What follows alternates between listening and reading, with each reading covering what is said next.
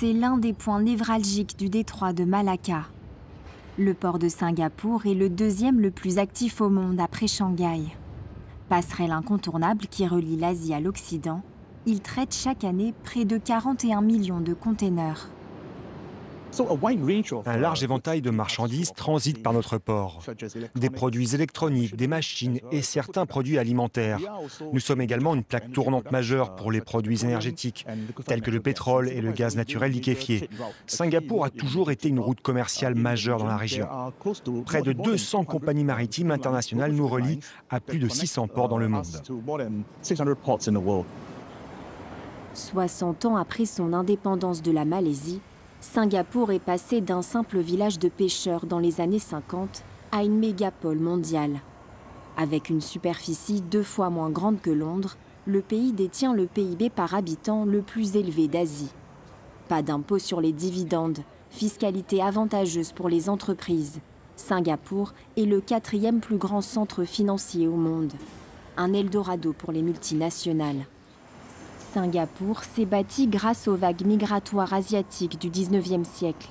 Aujourd'hui, 75% de sa population est d'origine chinoise, le reste d'origine malaise ou indienne.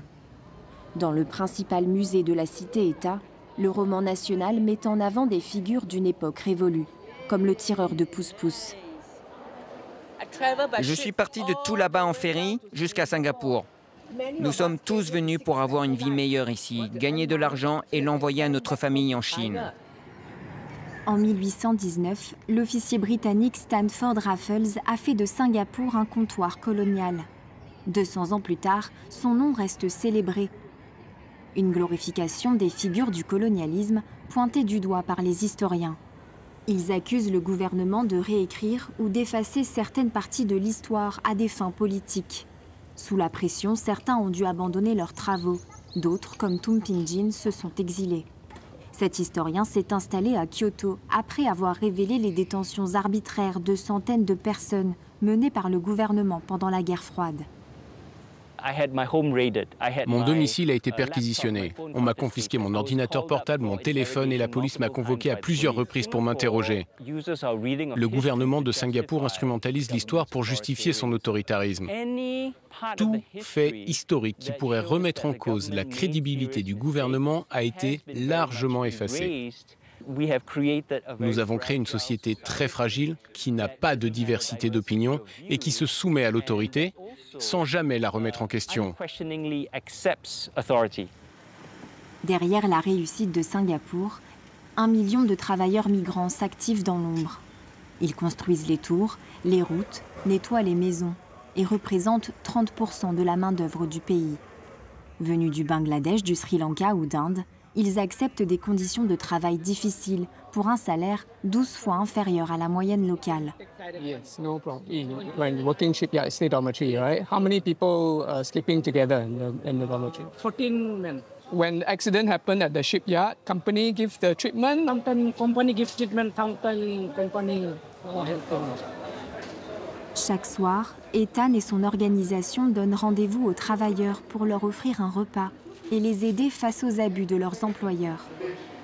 Ils doivent souvent payer des frais de recrutement très élevés, pouvant aller jusqu'à 14 000 €. Donc les travailleurs sont prêts à faire tout ce que leur demandera leur employeur, même si c'est dangereux. Ces dernières années, nous avons enregistré un nombre record de décès au travail. Ils perdent leur vie. La loi est censée les protéger, mais elle n'est pas appliquée. Singapour, temple de l'ultra-performance et mirage démocratique. Depuis 1965, le Parti d'action populaire s'est maintenu au pouvoir sans interruption. Une démocratie illibérale, où les défenseurs des droits humains, notamment ceux opposés à la peine de mort, sont devenus les cibles du gouvernement, poursuivis pour désinformation ou diffamation. Hong Lim Park est le seul lieu où les manifestations sont autorisées. Pour la militante Kirsten Han, ce parc est le symbole même du contrôle étatique. Singapour est un pays très punitif. On le voit dans les écoles, dans la façon dont les enfants sont éduqués. On le voit aussi sur le lieu de travail, dans la manière dont les salariés sont surveillés par leurs patrons. Et je pense que la peine de mort n'en est que la version la plus extrême et la plus évidente, n'est-ce pas ? Ce parti est au pouvoir à travers des gouvernements successifs depuis 1959. Ils n'ont pas l'habitude qu'on soit en désaccord avec eux.